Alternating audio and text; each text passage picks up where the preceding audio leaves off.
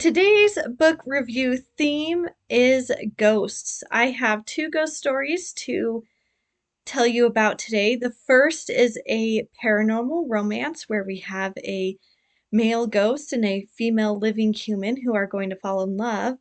And second, we have a YA murder mystery with the deceased coming back as a ghost to help our novice sleuth figure out who killed them. Now, I know we're a few weeks away from October 1st and the real start of spooky season, but here in my house, we start celebrating Halloween on September 1st because 75% of my decorations are Harry Potter themed, and that's back to Hogwarts Day. So we get in the spirit a month early. So, with that, let's get started with our first book, Bound Across Time by Annie R. McEwen. So, in this book takes place in Wales, and our main female character, Celeste Gowdy, is an American historian who was living in Wales because that was her focus in college. And she is now working as a tour guide in St. Rydian's Castle in Wales. And she goes by Cece for the majority of the book.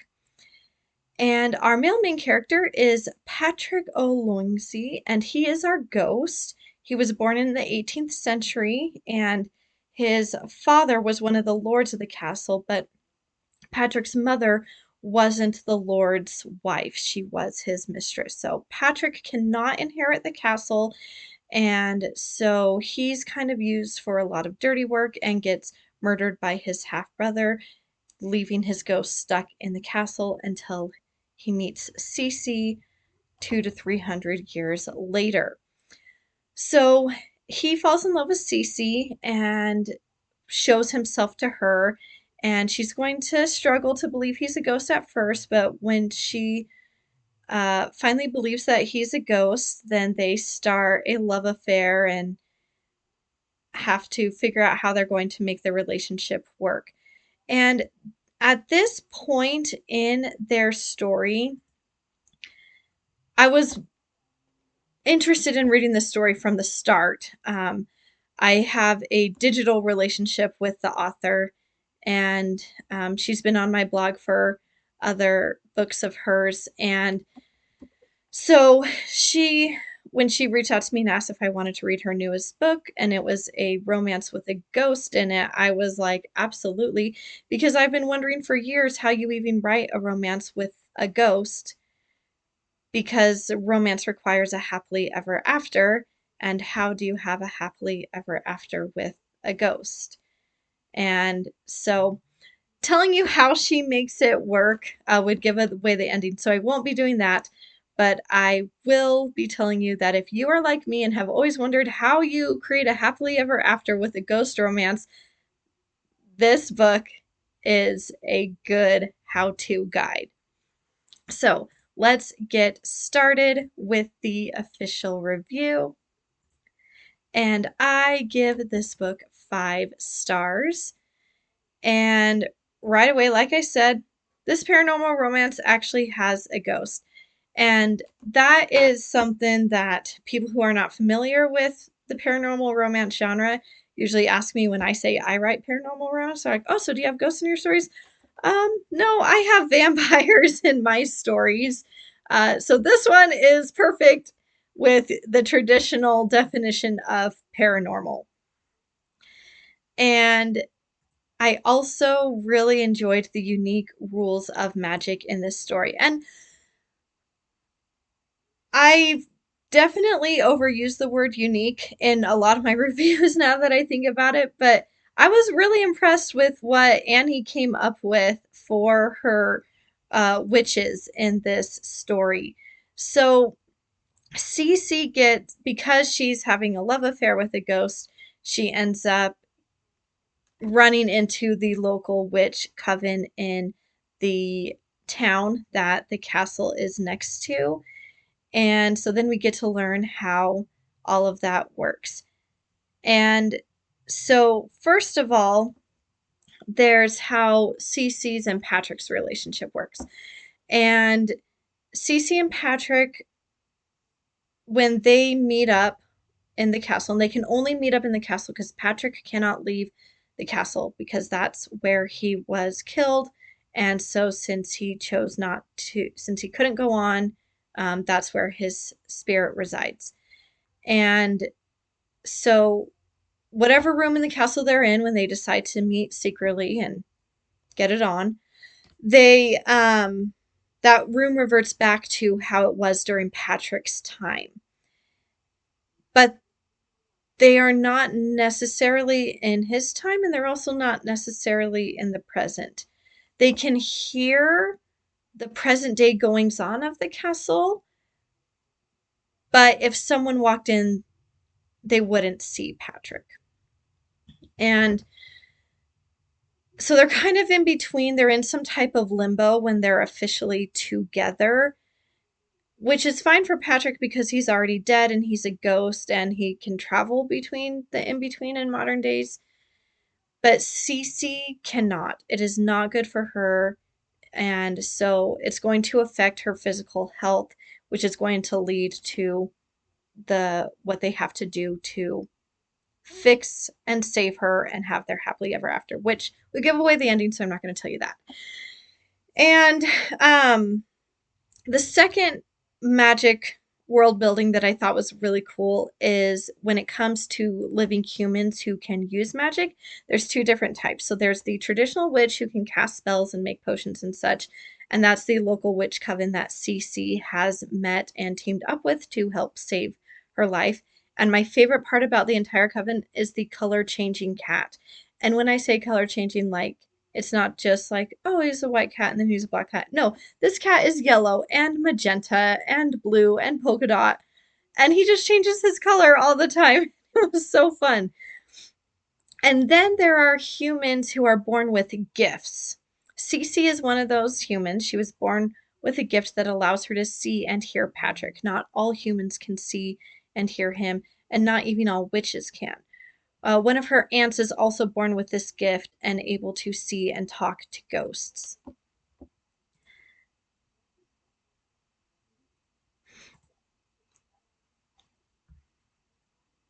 Sorry, I lost my mouse for a minute. And then the last thing that was fun about this story is that we have this orphan being raised by her fun aunts trope. Cece was raised by 3 or 4 of her aunts, and they are all at different levels of believing in the paranormal. She has one aunt that is fully in it, the one who claims that she can talk to ghosts and see them and such.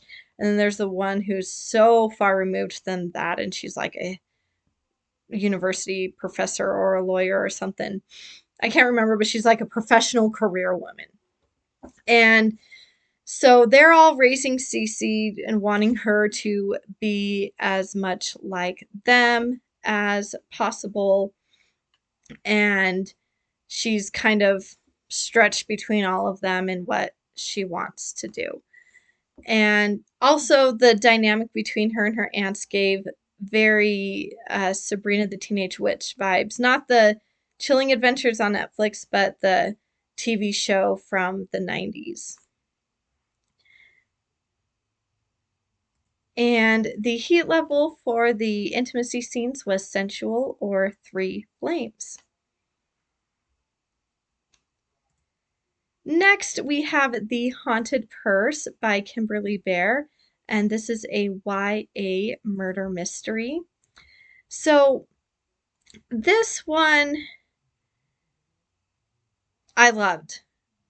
I mean, obviously, I'm reviewing it, but this is one of the ones where I went into not sure what I was going to think and then coming out being completely in love with this book and this author. This is the second book I've read of hers, and now I'm just fully invested in her and anything else she is going to publish down the road.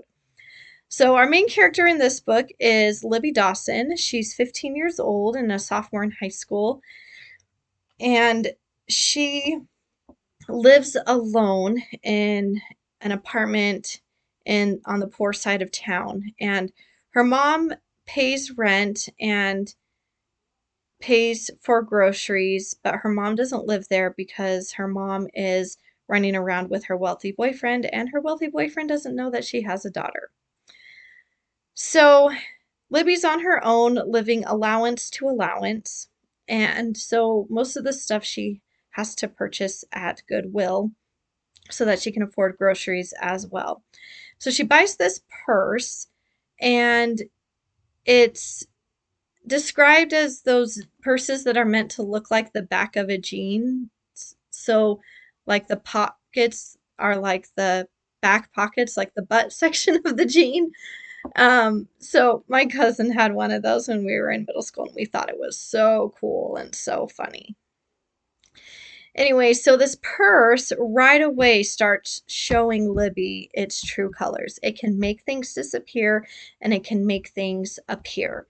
And so this disappearing act and appearance act is going to cause problems with in some situations. Libby's going to get in trouble with her physics teacher. She's going to get in trouble with her mom.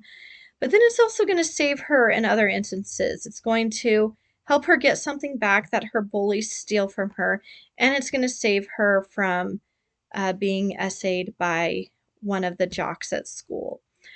So it starts off as a Libby's kind of on the fence on, is this purse good for me or not? Like, it has made my life difficult in some instances, but it has also helped me in other instances. And so she decides to investigate who owned the purse before her, and she is going to discover that the previous owner uh, was a teenage girl who disappeared about 20 years uh, prior. And so Libby is sure that this person is no longer alive and that their ghost is now in the purse, and now Libby is going to try to solve their murder. So, just like the previous story, I give this one 5 stars. It was so, so good. And right off the bat, the story is better than the cover, and this is all on me. You might love the cover, but I remember when this book came out that I thought the title sounded a little juvenile, and the cover didn't really do much to pull me farther in than the title. And it is YA.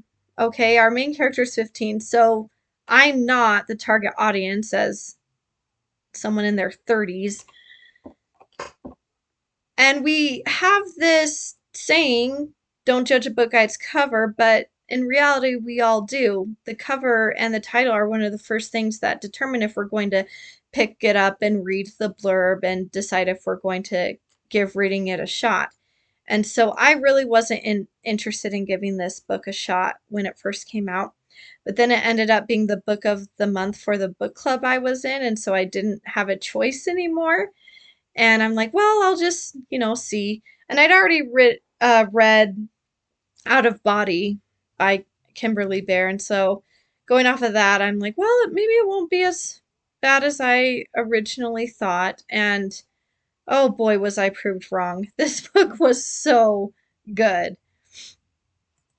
Next thing I liked is the surprise murder mystery. Obviously, it's not a surprise to you since I've told you about it, but I reread the blurb um, when I was getting ready to do this review and also to write the um, review on my blog, which I'll talk about in a minute. And my reading comprehension isn't that great, but I did not get murder mystery vibes from the blurb. And so that was a really fun surprise for me, especially because I'm also trying to plot out a murder mystery right now, and I've never written one. And so this one really helped me like see what is good to have in a murder mystery, especially a YA one where the main character is a teenager trying to do the police department's job. And also, when it comes to ghost stories, there's a couple different paths you can take with a ghost story. You can have the ghost be trying to move on, and so then the living character has to help them move on.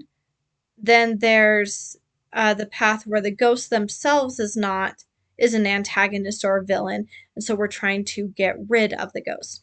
And then we have, which can be connected with the moving on, then we have a ghost who needs their death to be solved, and that's what this one was.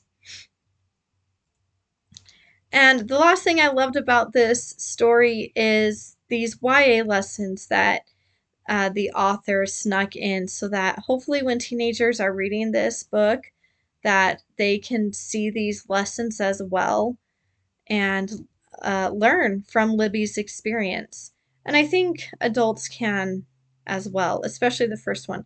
So this is the part where my blog is going to come in. So after I finished this book, I did my entire blog post was less of a review of the main bits of the story and identifying these three what I'm calling YA lessons.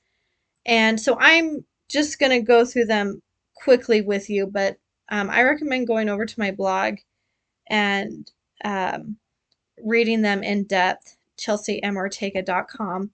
So, lesson number one is how educational professionals treat each student is important.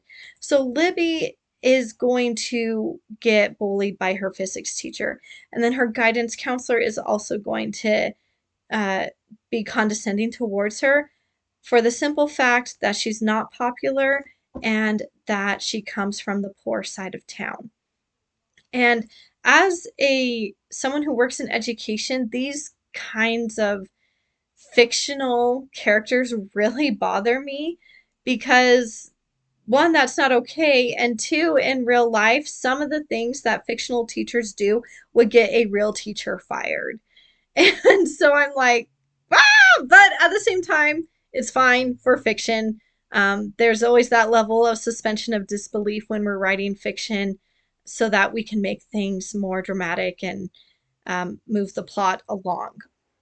And really, I connected with Libby in that moment because her physics teacher is obsessed with being friends with the popular girls, and I had a teacher like that in high school who it was, thank heavens, just a one semester class where he wanted his class to be fun for the jocks so that they wouldn't ditch. And I get it, I do, but some of the stuff he did to keep the jocks entertained was harmful towards other students.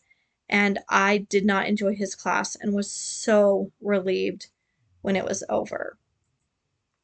Lesson number two, see something, say something. So I know that teenagers really do not like to snitch on each other. It's not none of my business. I'm no snitch. I get it. But when someone's physical safety is in danger, when their mental health is in danger, when their emotional well being is in danger, you're not being a snitch. You are helping them out. And I think that's something adults should be teaching their kids, or if you are in your job where you work with kids, to be teaching them that kind of stuff. Because Libby's friend kept her secret for a while, and um, Libby was not living in a safe environment. Lesson number three, honesty really is the best policy. Now, I will say that if Libby had been honest from page one, there wouldn't be a story. Her keeping her living situation a secret from all of the adults in her life made the story possible. That being said, at the end of the story, one of the side characters says to Libby, you can't, do you now understand that you can't do everything by yourself? You're still a kid. You need someone to take care of you. And so that was that lesson, and it goes with see something, say something. If you're in physical danger, if you're in emotional danger, mental danger, talk to someone. Or if someone you know is in physical danger, emotional danger, mental danger, talk to someone. I'd rather be called a snitch than have someone I love get hurt. And while this isn't a romance, there is a little bit of some romance subplot here and there, and so those moments are a heat level of warm or 2 flames. And that's our 2 ghost stories to get us ready for spooky season. If you like paranormal romances, check out Bound Across Time. If you like murder mysteries, check out The Haunted Purse. And I will see you. I wish I could say next Sunday. It's not Book Review Sunday anymore, if you noticed. I've realized that I just cannot stay on a schedule when it comes to this, which is fine. So I will see you whenever I have my next review ready.